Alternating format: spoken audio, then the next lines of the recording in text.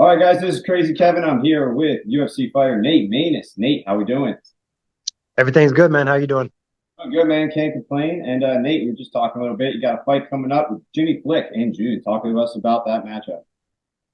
Oh man, I love the matchup, honestly. It's not to disrespect Jimmy at all. I think he's a really tough guy. He's got some good ground skills.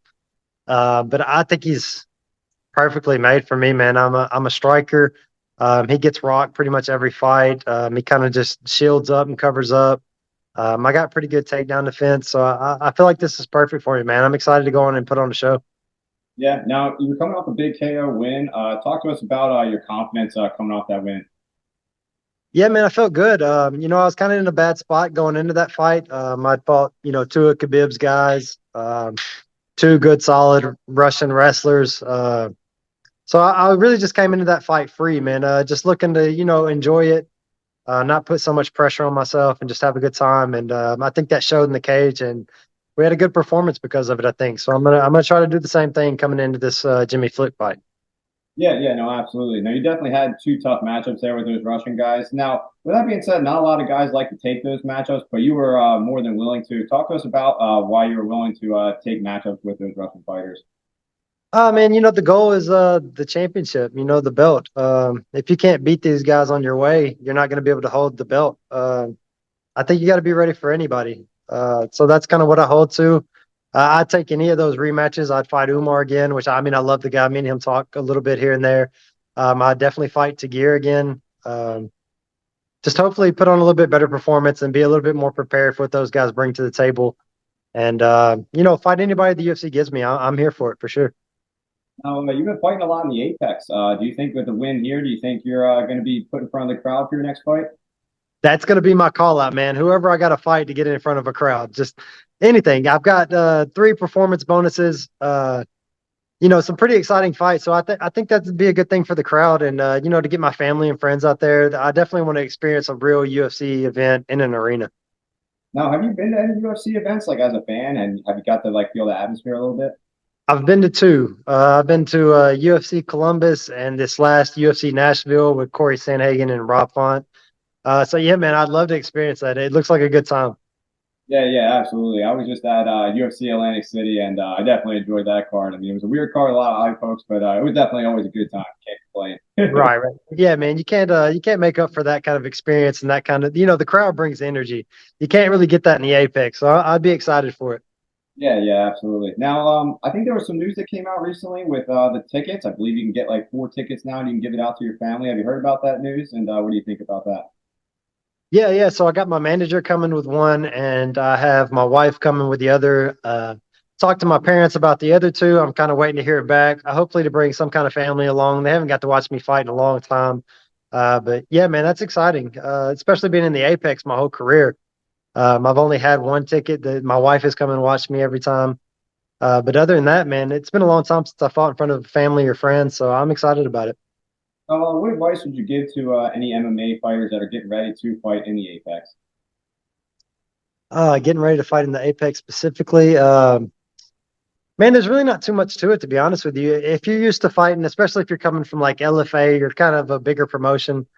Man, it's not a big deal to fight in the Apex. You just show up. You can hear your corner really easily. You can hear the your opponent's corner easily. I think it's an easy place to fight him, and I have no problem fighting there. It's just I want to be in front of the crowd and stuff like that. But it's super easy place to fight in my experience.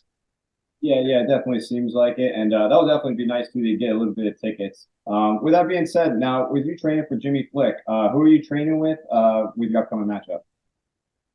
Yeah, so the camp's really just kind of getting started, but I can name you a couple of people right now. Josiah McNally, he's a amateur guy that's been fighting here with us for a little while. David Wright, Sean Wright, Brooks Black, who was a NCAA guy, a big, strong wrestler. Then my second gym at Nice Guy, we got a bunch of black belts that are helping me with my jujitsu and making sure that Jimmy don't get one of his patented arm triangles. We're studying them up, and we're going to be prepared for him 100%. Now, when you mentioned in particular with the arm triangles, does that mean like in the gym you're like specifically training for the arm triangles, or like you kind of keep training the same no matter who your opponent is? I think we're going to do a little bit of both. I think the big thing is staying out of those situations. You know what I mean? Sometimes once you're stuck, you're stuck. So a big deal is definitely not getting caught in those positions. But we are definitely going over the defenses and things we can do. If worst case scenario, we get into a scramble and something happens. You got to be prepared for everything, and I think we're doing that. Now, in the past interviews, you mentioned you did a little bit of cross training. Do you still do any sort of cross training? I have two gyms right here. I'm kind of right in the middle of them. I'm in Henderson, Kentucky. I have one gym in Morganfield, Kentucky, and then the other gym is in Evansville, Indiana. So I'm right in the middle. I got one place that's more of my jujitsu, and then the other place kind of more for MMA and wrestling and things like that. But pretty much, man, I stay right here at home.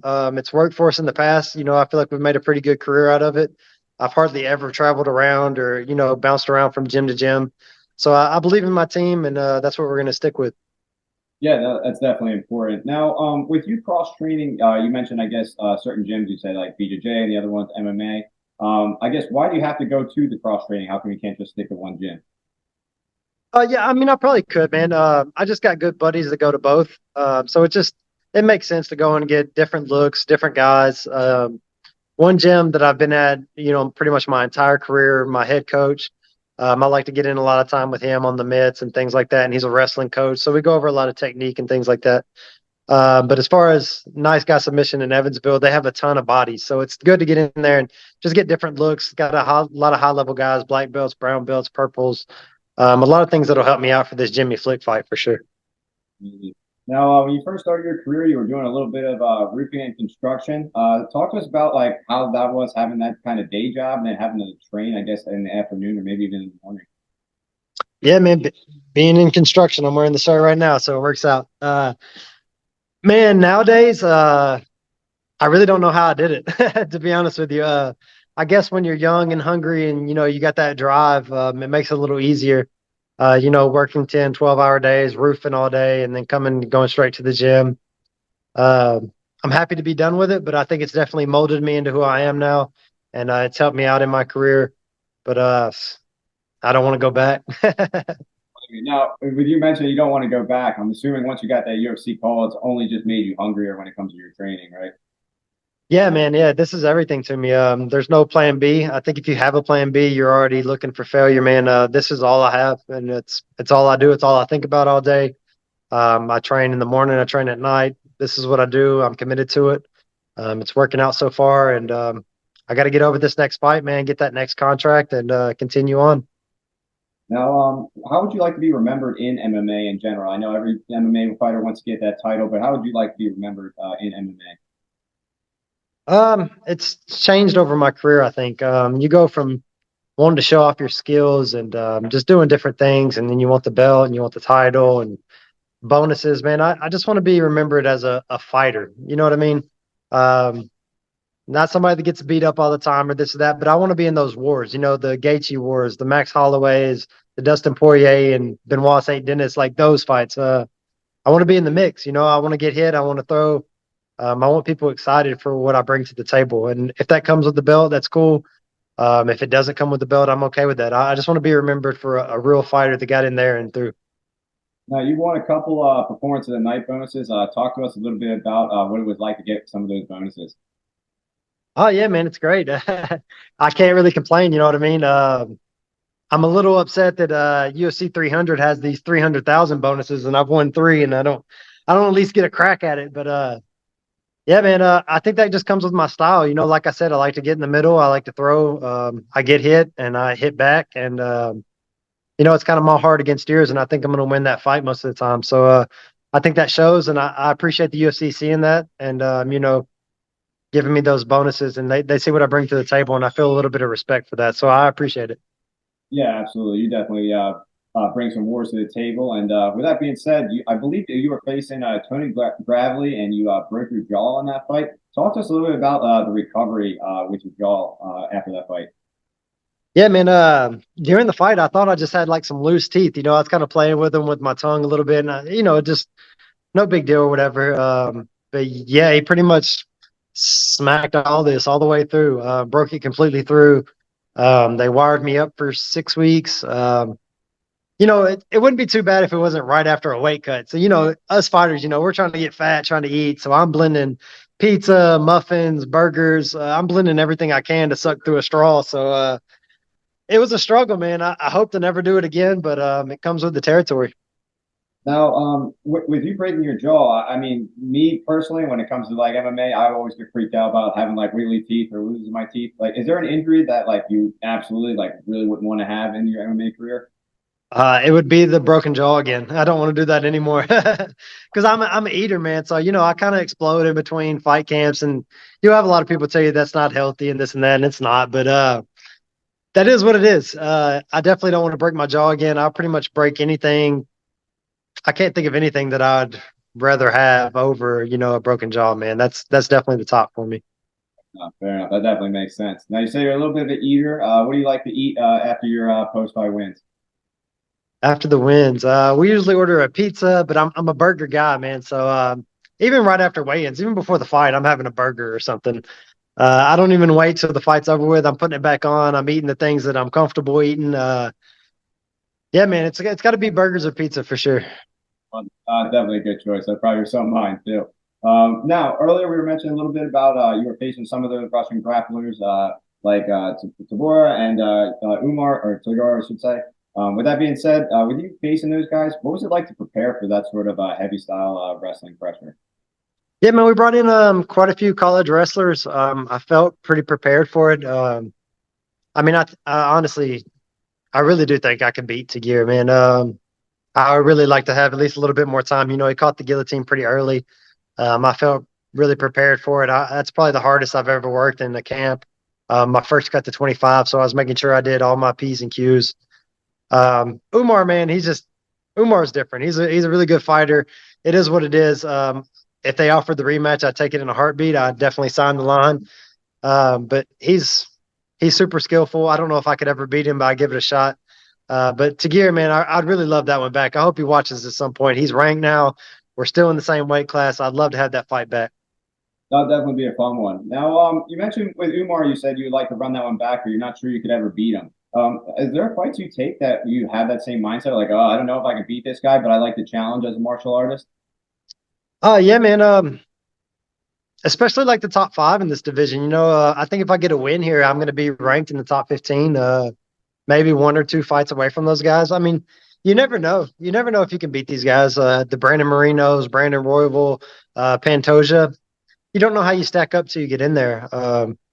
But I'm willing to give it a shot. I'm willing to grab a hold of these guys and see what happens. You can't embarrass me in there. I'm here to fight, and if you happen to be the better man that night, then that is what it is. Yeah, that definitely makes sense. Now, you also mentioned in a previous interview that Jesse Arnett was your biggest win to date. Do you still think that's your biggest win to date? I think it was my most important win. As far as what the world sees, probably not my biggest win. But that was the fight that I think he was undefeated for like 10 years. I've been watching him since I was an amateur. Fighting for his belt in Canada and his, hometown, his territory, flying over there. That was the fight that really let me know, confidence wise, that I can hang with these guys. I think that did a lot for me mentally, did a lot for my career. Still today, that's my biggest win personally. I love it. No, that's definitely a good answer. Now, with you being in the UFC, do you think you are in the hardest division in the UFC? I think 135 is still the hardest division.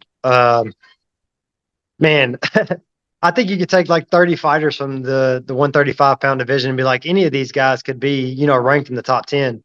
Um, who's Mario Batista just come out and beat Ricky Simone. I mean, just a guy, he was probably ranked 20, 25. I mean, beating Ricky Simone's a good guy, you know what I mean? Um, so I think that would probably be the hardest division. Um, I don't want to say, but 125 is not like a super tough division, man. It's really not. You're 2 or 3 wins away from being ranked. That led into dropping down, especially after I lost to Umar. I was going to be so far away from getting ranked and getting a title shot. That played a lot into my dropping down. And just to be honest with the audience and stuff, man, it was the easiest path to the championship, to the title. And I'm 32, going on 33. I've only got a couple years left. So that was a big move in dropping down to 25 was to get to that title. And I thought this was the best scenario to do that. That definitely makes sense. Now, you mentioned you have a couple years left. Do you have like any sort of like how many fights do you have left in your mind? No, I don't have anything, set in stone. I'm 32 right now.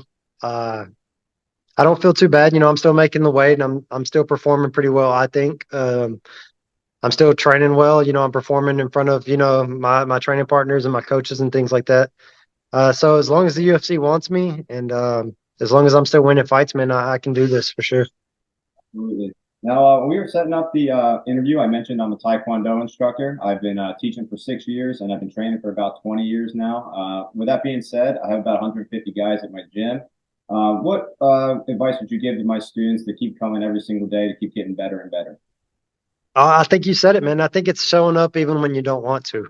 Um, I think for young guys, that would probably be my biggest piece of advice is just be in the gym. Even if you don't perform well that day, if you don't feel good that day, you can go in and you can drill. You don't have to work hard. I think it's just being consistent. I think that plays the biggest part in your career is just being consistent. Yeah, absolutely. I ask this question to a lot of fighters, and almost everyone gives that similar answer. They really always hammer down that consistency is definitely a big Yeah. key. Now, with that being said, Nate, last message to the fans that are going to be watching this video. Ah, man, three bonuses. We're looking for number four, man. We're gonna knock this guy out. I don't say that to talk trash or anything. I just believe in what I bring to the table. And I love Jimmy, man. He's a tough guy. I appreciate that toughness. I feel like I bring the same thing to the cage that he brings. So I look forward to me and him giving it everything we got, putting hands on each other, and me walking out with that bonus and that KO. Man, yeah, and I definitely agree. It's going to be a war fight of the night potentially as well, and we want to get you in front of the crowd, man. Hopefully, you get a win, and you're in front of the crowd after this win. I appreciate that, man. Tag everybody you can. I'm trying to too. Like, help me out a little bit. Let's do it. And man, I appreciate it, and looking forward to your future fight against Jimmy Flake. All right, man. I appreciate you having me on. Tune in. It's going to be a good one. Amen. All right, talk to you soon. Thank you so much. All right, I appreciate it.